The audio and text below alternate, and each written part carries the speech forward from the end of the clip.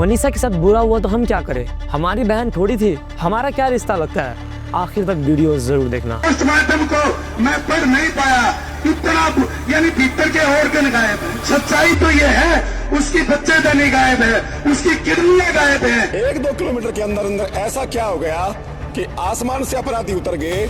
उस बेटी के साथ हुआ क्या है, उसकी बच्चेदानी गायब है, उसकी किडनी गायब है, उसके मुंह पे तेजाब डाला जाता है। जितना हार्ड उस बेटी का अगर आप पोस्टमार्टम की रिपोर्ट पढ़ेंगे ना तो आप पढ़ नहीं पाएंगे, इतनी दरिंदगी की गई है। तुम्हें पता चल जाएगा कि कितना ज़्यादा ज़रूरी है वीडियो मनीषा को इंसाफ दिलाने के लिए। और ये जो मुद्दा है ना, ये तुम्हारी और मेरी बहन और बेटियों की सेफ्टी का मुद्दा है। तो जिन लोगों को नहीं पता, ये जो मनीषा है ना, इसको इंसाफ दिलाने के लिए हमारा देश धरने पर है, प्रोटेस्ट कर रहा है, कैंडल्स जलाए जा रहे हैं, पर अभी तक ये बड़ी न्यूज़ नहीं बन पाई है। मैंने सबसे पहले देखा कि मनीषा का जो गला है वो कटा हुआ है और पीछे जो गर्दन है, गर्दन की 2 इंच की जो अपनी खाल है वो लटकी हुई थी। गर्दन बॉडी से बिल्कुल अलग थी। पूरा जो फेस का जो मांस है वो बिल्कुल खत्म था। ओनली उसका बहन का जो जबड़ा था वो जबड़ा दिखाई दे रहा था। मैं आपको विश्वास दिलाकर जाता हूँ, मुकदम दर्ज भी होगा और उनके साथ जो उन्होंने किया उसका परिणाम भी भुगतना पड़ेगा।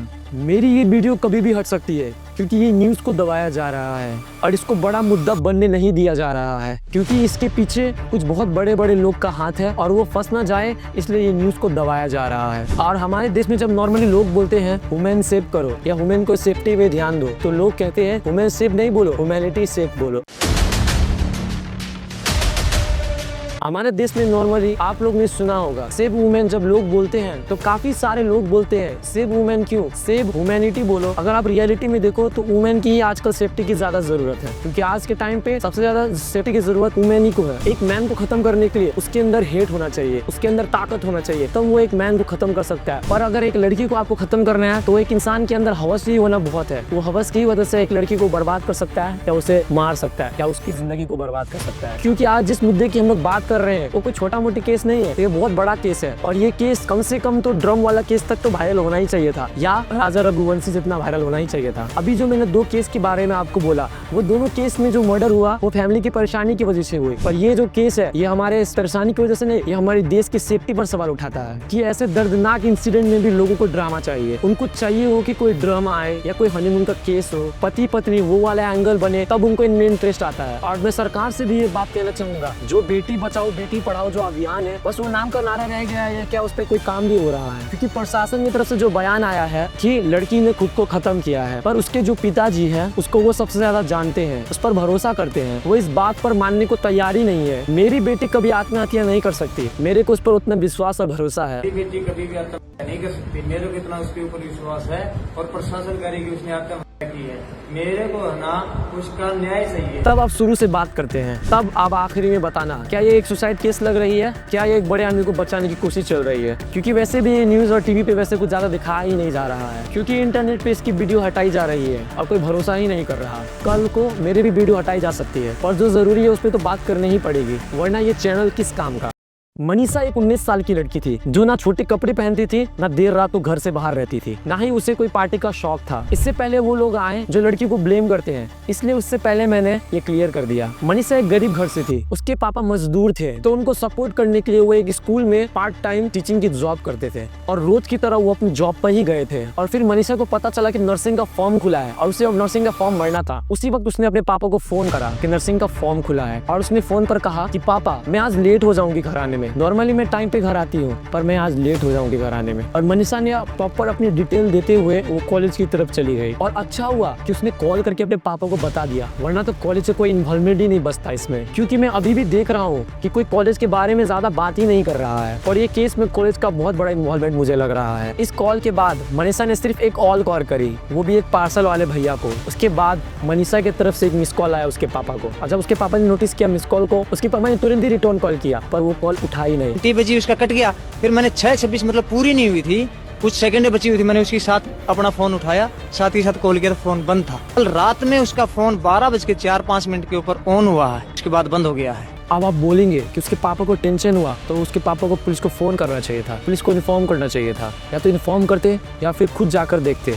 उसके पापा ने दोनों ही काम किए। वो खुद भी गए वहाँ पर और उन्होंने पुलिस को भी कॉल किया और पुलिस आई भी, जैसे कि जानकारी मिली थी। जैसे ही पुलिस उस कॉलेज में पहुंची जहाँ मनीषा गई थी, तो पुलिस वहाँ पर 3-4 लोगों को देखती है। वो 3-4 लोग वहीं के कर्मचारी थे जो नशे में धुत थे। ये सारा सिनेरियो देख के आपके दिमाग में कुछ तो आ रहा होगा। अब तो समझ में आ गया कि कॉलेज की तरफ से कुछ न कुछ तो गड़बड़ी है। तो पुलिस वाला ने कुछ स्ट्रिक्ट एक्शन लिया होगा, पर नहीं। पुलिस ने नॉर्मली उनसे पूछा कि क्या तुमने मनीषा को देखा है? उन्होंने बोला नहीं और पुलिस अपने काम पर वापस आगे बढ़ गई। तो जब लड़की के पापा ने पुलिस वालों को बोला, आप उनसे पूछताछ करो, कुछ पता तो करो, कुछ गड़बड़ लग रही है मुझे, मेरी बेटी इतनी देर तक बाहर नहीं रहती। तो पुलिस ने वही किया जो हमेशा किया जाता है, विक्टिम ब्लेमिंग। उन्होंने कहा तुम्हारी बेटी किसी लड़के के साथ भाग गई होगी, आ जाएगी 3-4 दिन में अपनी शादी का कार्ड लेकर, शादी करके तब तुम्हें सब पता चल जाएगा। भाग वाग गई होगी, आ जाएगी 2-3 दिन के अंदर। आग भुग्गी होगी, आ जाएगी 1-2 दिन के अंदर, 2-4 दिन के अंदर आ जाएगी। बोला क्यों घबरा रहा? सोचो एक बाप अपने बेटी के लिए इतना परेशान हो और पुलिस उल्टा उसको लेक्चर दे रही हो, तो क्या गुजरती होगी उस बाप के दिल पर मनीषा के पापा हार मानने वालों में से नहीं थे। वो रात भर कॉलेज के आसपास गलियों में हर जगह अपनी बेटी को ढूंढते रहे। उन्होंने पुलिस को भी बार-बार कॉल किया, पर पुलिस हर बार वही बोलती, तुम्हारी बेटी भाग गई होगी, टेंशन मत लो। लेकिन अगली सुबह सब कुछ बदल गया। सुबह खबर आई कि एक लड़की की डेड बॉडी मिली है और वो लड़की और कोई नहीं, मनीषा थी। बॉडी उसकी कॉलेज के पीछे के एरिया में मिली थी। जो सबसे शॉकिंग बात थी, उसकी बॉडी एक प्लास्टिक के बैग के अंदर बंद थी।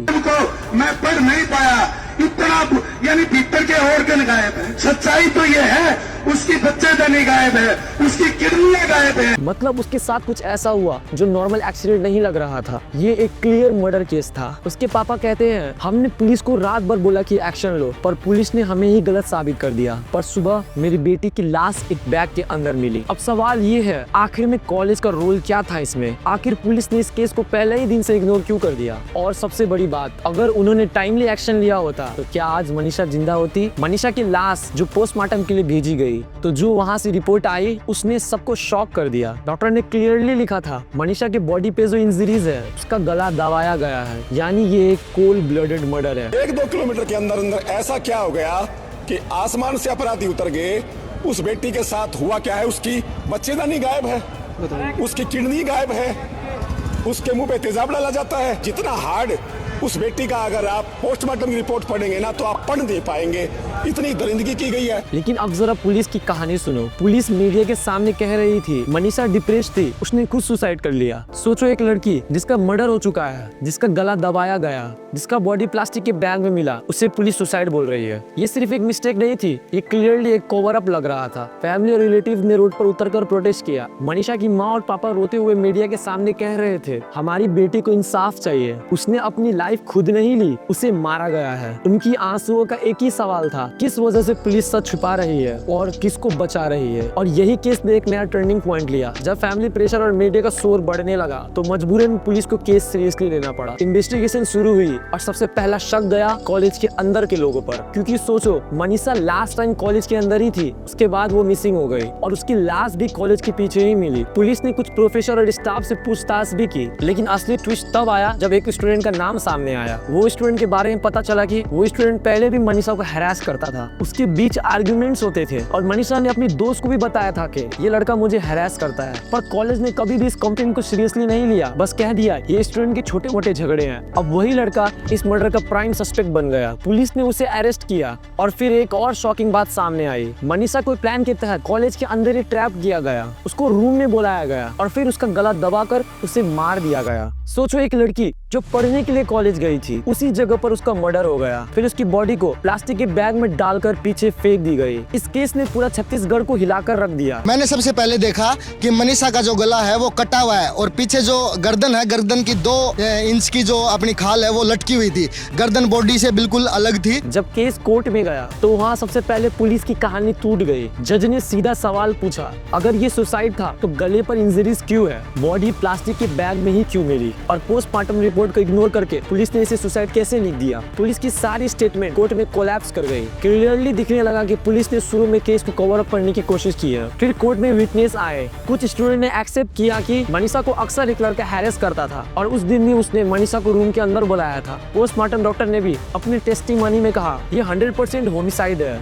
सुसाइड का सवाल ही नहीं उठता। जज ने सब एविडेंस देखकर सस्पेक्ट को मर्डर चार्ज में गिल्टी डिक्लेयर किया। फाइनली उस लड़की को लाइफ इम्प्रिजनमेंट की सजा मिली। कोर्ट ने ये भी कहा कि पुलिस ऑफिसर ने जो इन्वेस्टिगेशन में लापरवाही दिखाई है उस पर भी स्ट्रिक्ट एक्शन लेना चाहिए। मनीषा के माँ बाप रो रो कर कह रहे थे हमें इंसाफ मिल गया, हमारी बेटी अब वापस नहीं आएगी, पर कम से कम उसके कातिल को सजा तो मिली। कमेटी ने फैसला लिया है, सारे समाज को इकट्ठा देख करके अपने हित में ही लिया है और कमेटी का फैसला ये है कि हम अपनी बेटी का संस्कार हिंदू रीति रिवाज के साथ मान सम्मान के साथ करेंगे और प्रशासन अपने काम पे लगा हुआ है, हम उनके काम से संतुष्ट है। ये केस सिर्फ एक मर्डर स्टोरी नहीं है, ये एक आईना है कि कैसे हमारे सिस्टम में शुरुआत में जस्टिस को दबाया जाता है। दोस्तों, मनीषा का केस सिर्फ एक कहानी नहीं है, ये एक वेकअप कॉल है। सोचो 19 साल की लड़की जो अपने सपने लेकर कॉलेज गई थी वो वापस घर लाश बनकर आई, सिर्फ इसलिए क्योंकि सिस्टम ने उसकी आवाज को इग्नोर किया। और आज भी इंडिया में सेक्सुअल हैरेसमेंट और हैरेसमेंट केस रिपोर्ट होते हैं, लेकिन मेजोरिटी केस में या इन्हें सुसाइड बोलकर इग्नोर कर देती है। पर मनीषा के माँ बाप ने हिम्मत नहीं हारी, मीडिया और जनता ने प्रेशर बनाया और इस वजह से आज वो एक लड़का जेल के अंदर है। ये केस हमें एक सबक देता है, कभी भी अपनी बेटी, बहन, दोस्तों की आवाज को छोटा मत समझो। अगर हैरेसमेंट हो तो उसे इग्नोर मत करो, उसके खिलाफ खड़े हुए और सिस्टम को फोर्स करो कि वो अपना काम ईमानदारी से करे। मनीषा वापस नहीं आई, पर उसकी कहानी हर लड़की के लिए वार्निंग और हिम्मत की निशानी बन गई। आखिर में एक सवाल है, आज मनीषा को इंसाफ मिला, पर क्या कल की मनीषा को भी मिलेगा या फिर हमारी सिस्टम वैसे ही चुप रहेगी? कमेंट में जरूर बताएं। मैं आपसे मिलता हूँ नेक्स्ट वीडियो में एक और नई सच के साथ।